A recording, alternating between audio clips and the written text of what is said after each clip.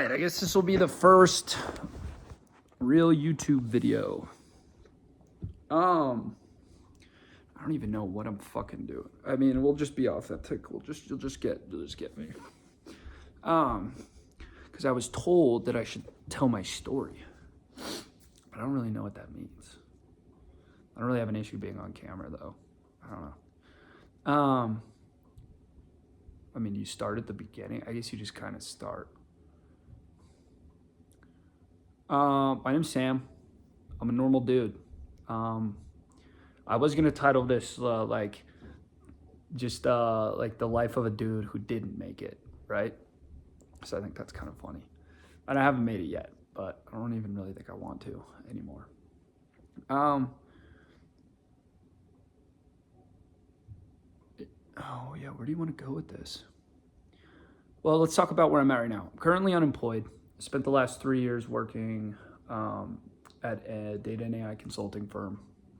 And I'm not, it was kind of to a place where I couldn't lie to myself that, I was good at it. I'm a smart guy, but it's not where my world needed to be, I guess. It's a good way of putting that. But no, man, I'll kind of back up. So, I think I learned at a very young age, right, that life was short. My best childhood friend committed suicide. I was 14. And I remember turning the corner and seeing him there. And it was, it was a pretty like abrasive thing, right? Like I grew up in Park City, Utah, right? Pretty bubbly. I didn't grow up super, super rich or anything like that. Like my dad, ski coach, got into sales, did well for himself, but by no means was my family like, I grew up, people had Mercedes pulling up. I was driving the Ford F-150. And I never really like understood any of that. And then I think when he died, my life altered pretty quickly. I mean, like I wasn't in therapy. I wasn't in counseling. Everybody just expected you to keep moving on with life. And, I found drugs and alcohol pretty young. It was a good escape. I didn't have to feel so shitty. I had an attempt back then. I could never really fit in. I didn't really have like good friends. Most of my friends are dead from my childhood. Suicide. And my close friends. Yeah. And I think just over time, like the rift just like grew and grew and grew. I was bullied. I mean, it makes sense. I was a shithead. You know what I mean? I was like not a good dude. The long story short, I ended up discovering that I had a real way with, I connected with music more than anything. And the music that I connected with was hip hop and, not rap, but like old school, the 90s, man, the late 80s, even the early 80s stuff, boom bap, listen to Tribe, listen to Jay Dilla. I listened to a lot of Eminem, listened to a lot of 50 Cent, listened to a lot of Souls of Mischief, and I found that I could rap. And it was funny. I remember being anywhere I could, just like my homie Sage, like this is when we were big bong smokers. Sorry to oust you, Sage, but we'd take chops. I'm sure everybody knows what a chop is, but we would just kick it and we'd put on beats and we'd freestyle for fucking hours. I fell in love with it, dude. Like we always said there was this moment where you'd get to this thing called the peak, where if you got high enough and you just kept rapping enough, you'd hit the peak and it would be perfect and you wouldn't miss a lyric. And it was so, how do you get back? Now I understand it's called flow state, but I didn't know that back then. And even prior before that, I had left high school. I started selling drugs really before any of that. And, I started selling drugs and I was good at it. I had money, it felt good to be in a position where people would call me, whatever. We invited parties. I'd roll up with a case of beer. I'm a 16-year-old, 15-year-old. I got invited to the upper class parties. And, there's a rift growing there, but I ended up going to Wilderness. I spent 78 days in the desert and in the Ashley National Forest in southern Utah, Duchesne County. That's where I really discovered God for the first time. I read a book called Siddhartha by Hermann Hesse. Highly recommend. And I think I just started to question things. And when you come out of an experience like that, you are, not big E, but little e, little e. And I think from that, I never really had a good gel. So then I went to Wasatch Academy and quickly found out that the world is not Like it's a scheme, right? You get these troubled kids to come to school there, they fuck up, you kick them out, you keep the money, right? Like, oh, we're starting to see plot holes in society that I hadn't seen before. And yeah, I was just out, outcast, probably because I wanted to be, right? I didn't have a lot of friends. Then I met Sage and we started rapping. And from there, I never stopped. Yeah, I went to school, got into LSD, fried my shit on LSD, but I was rapping the whole time. I knew that's what I wanted to be. And I discovered the other side of things. I was taking pretty significant amount of UG a month, thousands and thousands of UG. I had friends, found some good buddies when I was discovering music like that. Shout out Finn and Joe and that gang. But I think, it fucked me up. So I ended up spending 2 weeks LSD-induced psychosis. I took a 10 strip, got picked up by the cops. I'm just giving you guys and like music through all of this is like the only metric that I have of like the guiding light, right? And like I'm not, at that point, I wasn't even a great artist yet or an MC for that point.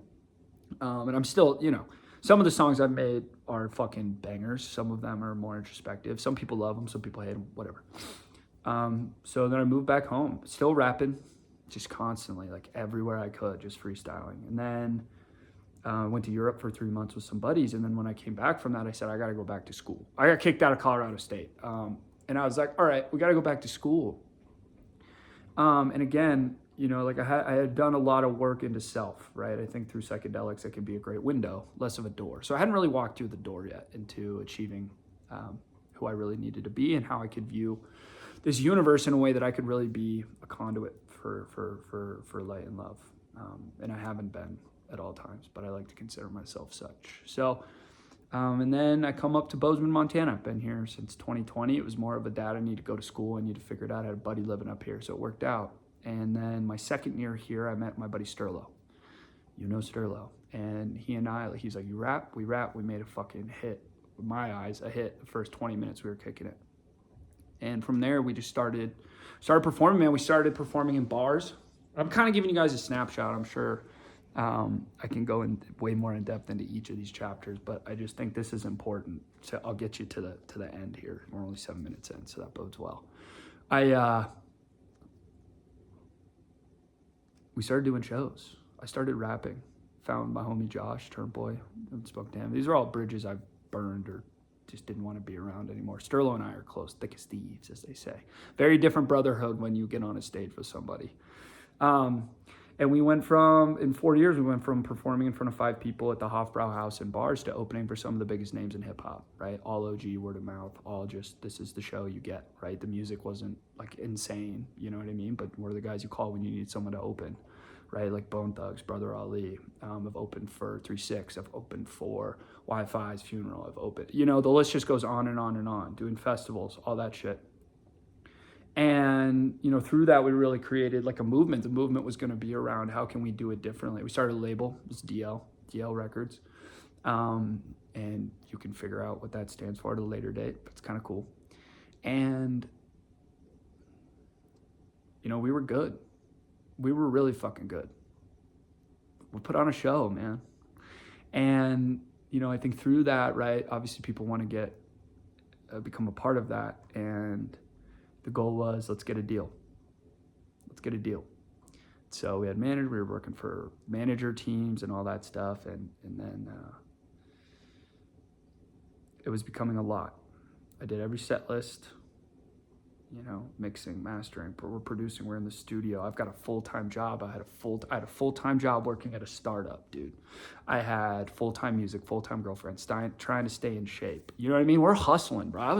We were out here fucking hustling to like all of the shit you see on TikTok and all that shit. Like, I'm so glad these artists are popping off, but Nas has an interview where he talks about going from 0 to 100 and you don't want to skip a step.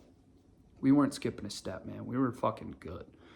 And, then I needed help, bro. I was losing my shit. I was just going through it, man. Like, I was falling out of love with my ex-girlfriend, and I made some mistakes there, and like, it just was a toxic relationship, but I didn't know what I was doing, X, Y, and Z. And I hired this guy to kind of manage more of the day-to-day so I could focus on the music. And that person ended up being an A1 piece of shit. I'm not going to name names, but it's kind of straight out of Compton levels of, like, his grandfather's a 33-degree Mason. I mean, if you're awake enough, that's like all I have to say. Pointy nose, curl, not that really matters, but, this person, like, inflicted some pretty substantial spiritual warfare. And all the time, right, that all of this stuff is going on, you want to learn, you just want to do these things because you know that life is short and you want to live the best life you can for the people that are no longer here. And to have, like, such an insane teenage run, and then an insane spiritual awakening, and then an insane, like, I'm a white dude in an industry that is probably the most corrupt. It is the most corrupt industry ever. And creating waves, dude. Like, we were having fun out here. And then to bring this guy on and performing destiny swap rituals in the same house we're living in and all that stuff, I quit. I couldn't do it anymore, man. I lost the art. Like, I lost the love for the art, which a lot of people talk about. And so I kind of got back to, all right, like, let's go all in on, working at the startup. We'll make some money, da-da-da-da-da. But I hadn't realized, and all the while, like, teaching people how to engage with the world through the eyes of God is such, like, people are going to hate you regardless. But I fucking love that shit, dude. I'll preach rapture all day. It looks different, but that's for me where you can hit people where they are, not where you are. You got to hit them where they are. And like, teaching and engaging in the world in a very authentic way, you know what I mean? Like, from my LSD, dude, I was left with a gift and a curse, right? Hallucinogenic post-perception disorder, chronically fried. And I just do that for me because it's fun to see the tracers. And I've integrated well with it, but, through all of that, like, the life I lead is one very filled with passion. And, I had burned a lot of that and the shame and guilt of, being unfaithful in a relationship in the past, and trying to find, all of these horrible things, like, when you work really hard and it never pans out, hence the, like, stories of a guy who didn't make it. It hurts. And you grow spiteful and you start to cope. Not because your life, on paper, dude, I'm working at a pretty successful data and AI consulting firm, startup. I'm on the cutting edge of technology. I get any girl I want. I'm a charismatic guy. You know what I mean? Like, taking girls out. We're going on dates. We're going to shows. You know what I mean? Drinking all the time. Like, it's a fucking fun. It's fun to ignore your soul. And so then all this stuff happens and I just kill it, right?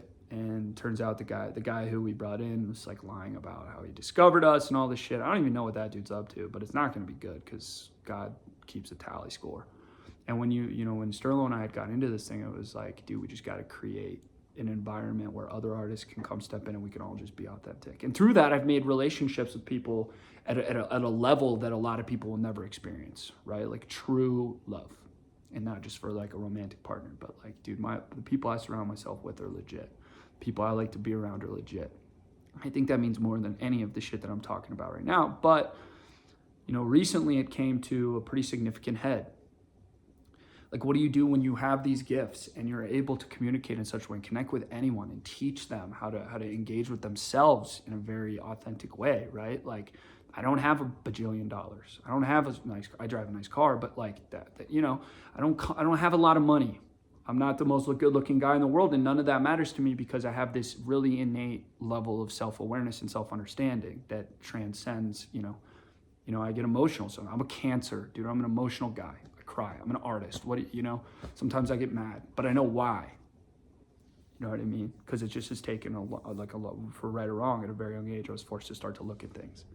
And again, like, that doesn't mean I'm, like, a great human, dude. Like, I have made some mistakes, all right? Like, hurt people. Don't go around breaking young girls' hearts. Done that. Don't do it. Like, fucking hurt people.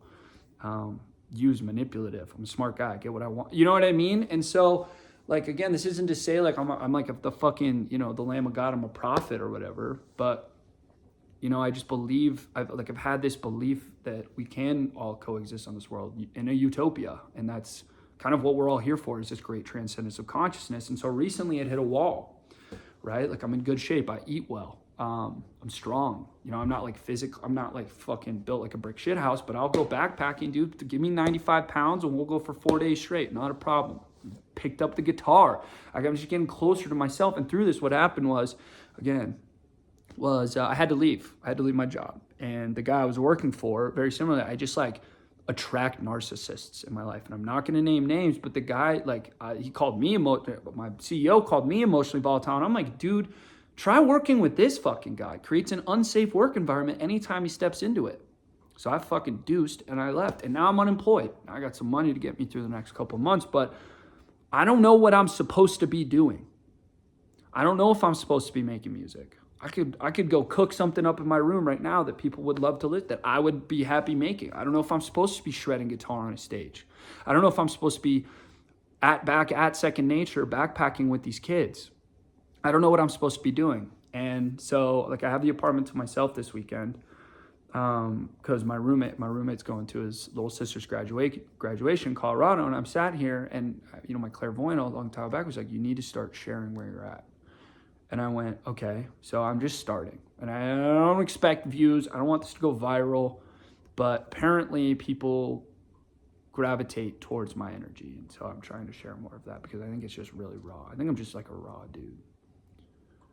And I have a lot of things that I'd like to make up for. But I think a part of the new world that we're stepping into is one built on authenticity and light, and not built on expectation or perception, which my CEO used. And so I'm at this crux, and it's not like a scary one, right? Because I've been here before, right? When it's time to make big transitions, how do you do that? But I did all the right stuff, and I didn't see it come into the 3D. And like I'm taking a big break from all substances just because I want to. I'm probably gonna smoke a little weed, but all the other stuff kind of needs to chill. And I was at, and I know I'm ADD as fuck, so bear with me, but I was just at Viva El Gonzo Music Festival, and I just remember that, like, seeing all these people and like believing in them, and like I don't have anything other than like serious love and a smile and a passion for humanity, like a real innate belief that we can, through God, not like Christian, I'm not a Christian. I am a believer in the Most High, and that Jesus Christ died for my sins and is my Savior, but very differently than how others perceive it, dude. I found it through Eastern philosophies, man. Anyway, I got Ganesha tattooed on my thigh, like same character that you see Hermes, originally deified by the Greeks and the Egyptians, was the Greek god Thoth, who, if you go back through what the Bible says and what he said and what Ganesha stands for, right? Like, there's just like, anyway, I believe in a very unified approach on this planet. And maybe it's my privilege, right? Like that I get to ask these broader questions about life because I am a white dude living in America. And I think that's true. I know people are being carpet bombed right now. I'm not oblivious to that. I know that my life is great. And I'm blessed and I'm thankful. But, everybody's got their own demons too. And so I don't know how I'm supposed to approach the world. I don't know if I'm supposed to be teaching people how to fast. I can fast for days and days on end. It's a lesson I learned in Siddhartha. It's very important. I don't know if I'm supposed to teach people how to pray. I don't know if I'm supposed to be inspiring. I don't know. And it's a good spot. But I do know that was working isn't working. And that the effort that I put into creating a life for myself didn't work anymore. So we're doing something completely different. We're just engaging moment to moment, and whatever God needs of me in that moment is good. And I hadn't been drinking it. Dude, last night I was like kicking it. I was playing a bunch of guitar, writing some new songs just because it's a good thing. It's it's a form of meditation for me. And I decided to go get 2 beers, and I drank those beers, and I just felt like my body has started to reject alcohol. And I think that, I think the biggest thing about where I'm at right now is I'm really hopeful for the world. And I don't mean to talk about myself so much, and I'll kind of give a broader, eventually, I hope. We're only 20 minutes in, I could probably go another 10 minutes, is, I don't know what the future holds. I don't know what the next step for me looks like. I don't know. It just, all of the, like, social media doesn't fit well. Like, you don't have to be this like super Chad, and I don't want to put labels on it, but like the fitness influencer, that it's all so posturized, not pasteurized, posture. You're posturing yourself in such a way that it comes across as really inauthentic. Don't get me wrong, dude. I'm a huge fan of the internet. I think some of the coolest ideas, coolest people on the earth can be transferred, and directly communicated to anyone at any time. I think that's amazing. There's a lot of really good looking chicks on the internet too, dude. Like, let's keep it a buck. Great musicians that have now had their shot through this kind of thing, but it just doesn't fit well. I don't know why. I can't explain why and how I engage with the world in the way that I engage with it, other than it's just God guiding me, man. It's just faith. It's the reason that I left my job. I didn't do it in the most professional way, that's for sure. I can take accountability for that. It's probably not the best thing to just go, man, fuck you guys, I'm out. But honestly, like, that's raw, that's real, that's what you get. And again, like, I'm not sitting here like I understand the world the greatest, or I know how to transcend consciousness, or I know how to lead people into a brighter future. I like to imagine that I have pieces of myself that can assist that process, but I'm not a fucking monk, man. I'm not out here fucking, I'm not in like peak physical form. My mind is powerful as fuck, but that's just because I was blasted into it from psychedelics, And so like this next step moving forward, I'm like, I do believe in an earth and a world where we can all coexist here, and using AI to streamline the entire back end, where now we don't really have a need for currency or money. Everybody's always talking about money. And I don't know what that looks like, but I have this vision. I have this faith. I have this like, dude, Jesus already did it all. And we're at war. We are 100% in a spiritual war. I don't give a shit if you are right, left, polka dotted, purple, black, pink, whatever. All of your rights, all of the divinity, all of the love in the world is currently being attacked. And it's not being attacked by who you think it is. And it's actually not the devil, and it's not Satan, but it's an ideology pathway around control and power. Because I understand it. I understand that, and I'm just telling you what it is, because I get why things are how they are. And one of them is, if there's a very simple difference, okay, between good and evil, and they're really just degrees of the same thing, right? They're a belief system formalized around perception, right? Like, is a drug dealer selling drugs a bad thing because he just paid for his family? You know what I mean? Like, he's putting food on the plate. Is that a bad thing, or is it a good thing? He can't get a job. He's out of prison. Whatever. White, black, purple, doesn't matter. But the difference is, and I really like this quote, is there's a real fundamental difference between heroes and villains. And a villain, something bad happened to them, and they go, well, fuck the world, I'll burn it down. And it's really formalized around similar concepts, but it's like the Joker, right? Like the movie. It's like, enough bad shit happened to somebody, fuck it, I'll burn it down, because nobody else has to feel that way anymore. And a hero goes, well, I have to save, protect, and serve, because I don't want anyone to feel like that anymore, right? And that's where I'm at in my life, is I don't know how to embody that.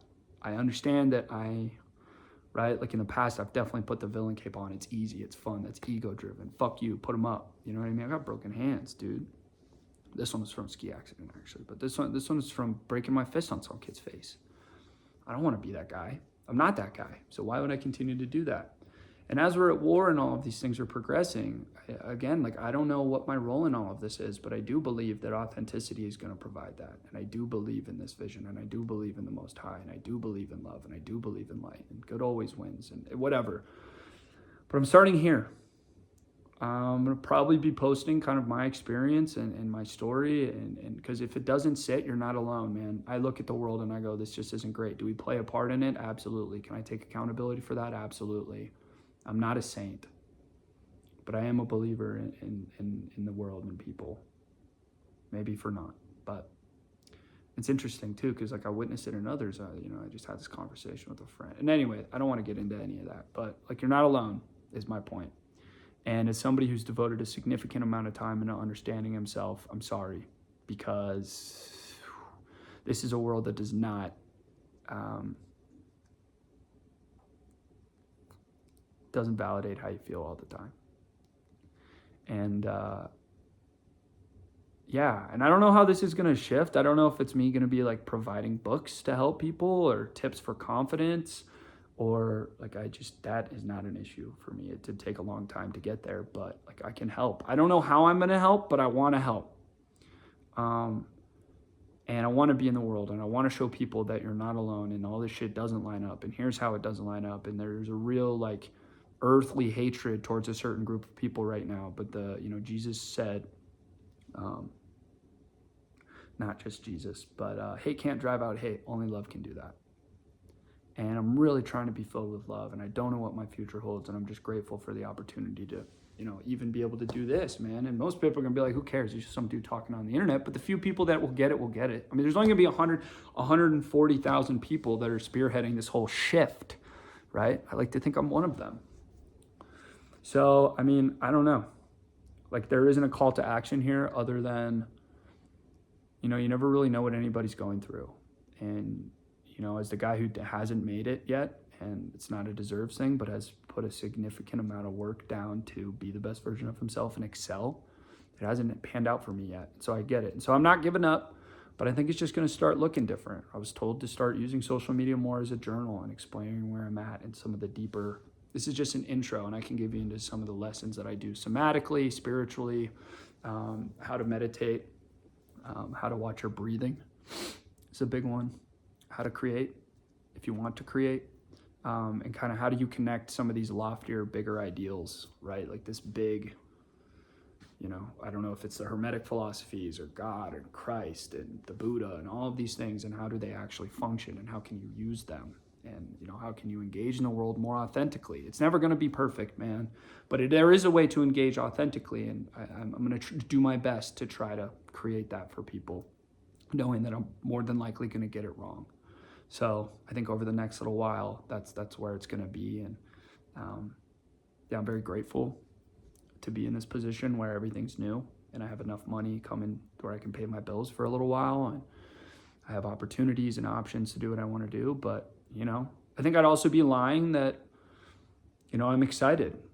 You know, I'm excited. I know that God has a certain plan for me, and I know that at times I haven't fit into that. So for me, that's really important through the next 2 to 3 months is just how close can you get to God and how much can you be there for yourself. So yeah, again, my name is Sam. I live in Bozeman, Montana, and I believe in God.